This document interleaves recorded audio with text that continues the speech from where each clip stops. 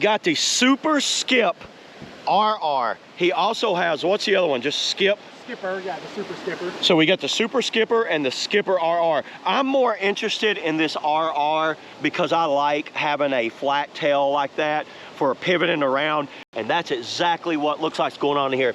We've got rocker there, and then we've got a wide flat bow up here, which causes that to slip around so water doesn't pile on this back. If you lower this rocker down, water's gonna pile over that back. So what I'm gonna do in this video is I'm just gonna do like a quick walkthrough. I'll do kind of like a rapid fire walkthrough. I've already covered Soul's outfitting. It hasn't changed much. The quality has got a little better in it, but I'll get to the outfitting here in a minute. But first thing I'm gonna do is just kind of start with the specs and then start up here at the bow because he puts his drain plug still in the bow. I'll get into that. So we'll start up here and we'll just kind of like work our way back. It's 8'11" as far as length. It's 26.75 on its widest point, and it's right at about 84 gallons. But am I right? Yeah.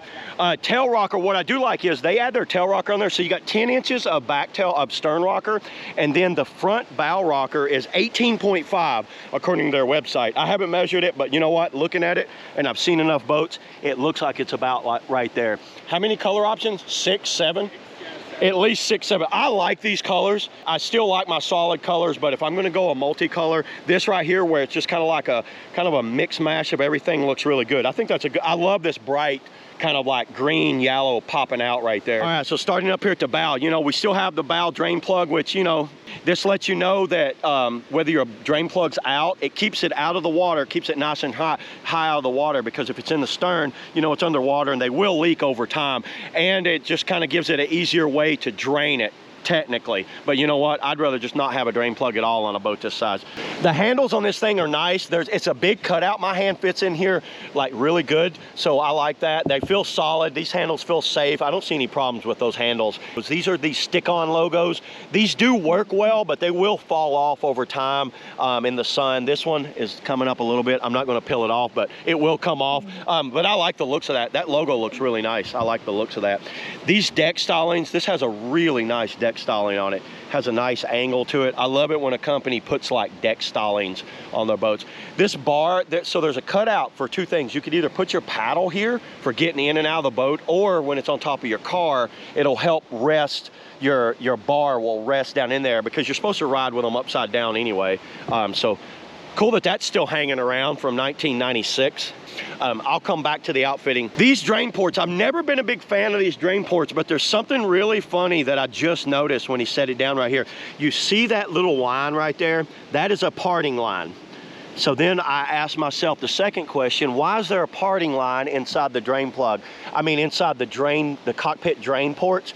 Well, it makes total sense now, because he has a SuperSkipper and then he has the SuperSkipRR. I think this is a 3 mold. I think there's a hull that's used on both of them. There's a deck that's used on both of them, and this is a detachable piece that gets taken on and off, depends on what they're running. Not a bad idea for saving money, because that way you can have one hull, one deck, and run 2 boats out of it, which gets rid of the stupid way of doing it, which is run it and then put a sandbag on it and make it a party.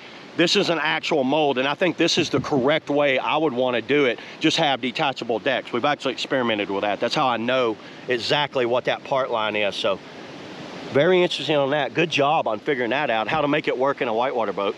I'm hit or miss on these swimmer handles. If they're done right, I agree that not having a big cutout here is a good thing. There's another boat that I did, Billy Goat, that was very cut out right here, and that just grabbed constantly. I like having a handle here and here. It's easier to pick up, and it's nicely cut out. So there's a nice cutout here to really get your hand into. Deck styling in the back, once again, looks good. This is a sexy looking boat. When you look over it, the lines on it look really good, and the way they curl around, it really is. It's almost like a little spinny top back here. The logo is SuperSkipRR.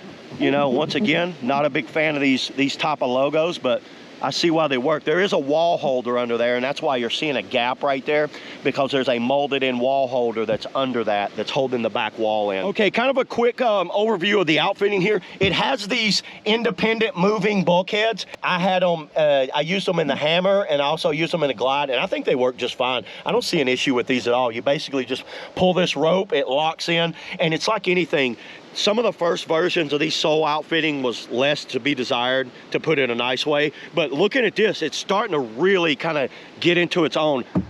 There's a molded wall holder that's bolted in right here, so this looks super safe. I love this big pan right here that goes all around, so it kind of disperses the load on that. And then you got this pad, and this pad is an upgraded foam. I could tell the other foam was very smushy. This is a more solid foam, and it feels like more solid. And then put foam blocks back here, so it kind of holds that tab that comes down. The hip pads, right out of the, as soon as he pulled it down, I jumped in it, and I have to do no outfitting. All I do is pull these cams and then pull those, and I was good to go. In like 30 seconds, this was good. In some of the earlier sole boats, I broke the insert that's right here, so hopefully that's got better. I was told that that is a upgraded insert, so we'll see in this lap whether it flies apart on me or not, but I think it's fine. It feels sturdy just sitting in it. Everything feels solid. The back band was nice and like stiff around here. It was comfortable. These work, you know, even though cams are like, once again, just like this thing from 1999, they work. If they're done right, I think a cam works. And these are roller cams, by the way. These are not the cheaper cams. If you look, there's a roller in there. So it gives you a good mechanical advantage on your pull, where if it didn't have that roller in there, it's like one on the NRS straps on your car. They're really hard to pull down sometimes. These actually pull really easy. You know, these look like those little knot-eyed clips that you put on your keychain. It holds that in. Makes it easy for clipping this on and off. More solid, not a bad way of doing that. And this holds it down right there. You can clip right there and clip right there. The hip pads are movable by just sliding it around, and you can put, I guess you get little shims for the back, don't you? I left those in camp, but yeah, there's some shims that go in there. And I like how this is here to hold keep the back band strap from going in your, you know, your little fat back spare tire back there. So we'll roll it over and let's check out this hull, because I know that's what everybody came here for. Looking at it on its side, there's a few things that I always go on about, and it's like, what is your taper from your part line down? And looking at this, I'm at the point now where I paddle 1,000 boats. I can tell you about how it's gonna paddle just by looking at it. So I see the taper is from here to here, and how you make a boat more or less trippy is definitely adjust that taper. I know Corin kind of went over that in his little walkthrough, and he's correct. If you're wide here and then you taper down, you make it a little less trippy. This looks like it's a medium. It's not super, it's not like really far down, and it's not a complete box. It looks like, just looking at it, probably a solid inch drop from parting line to where the actual chine starts. So that looks pretty good just looking at it here. And then it goes all the way down. It gets very thin back here. But even though it's thin, that don't mean it's gonna load, because it's really high out of the water. So there's the sidewall. And check this out. I am a big fan of wave deflectors up here. What does he call them? He has a name for them, but I've always called them wave deflectors. They've been around for 100 years. They were on wreck boats for a while, and what it does, water actually comes up and hits this, and it makes the water disperse out like that. And what I'd found on other models is that have these on it, I'll drop down and I can hit and dig that edge and then turn my bow really fast in the opposite direction. Those things, that is a great addition. I'm glad to see those. So we'll roll it on over. Okay, rolling over here. This is something very interesting too. So this is like a concave, like right in here with these little dimples on there.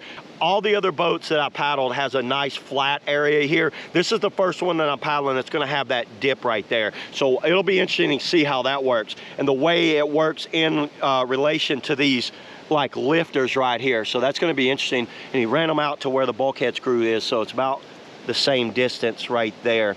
But this boat is very flat and planing. Looking down it, it's got a very flat, you can basically, what? Yeah, we could put cheese. He could have your lunch on it. He could put some cheese and meat on it. Look at how flat that thing is. That is definitely flat.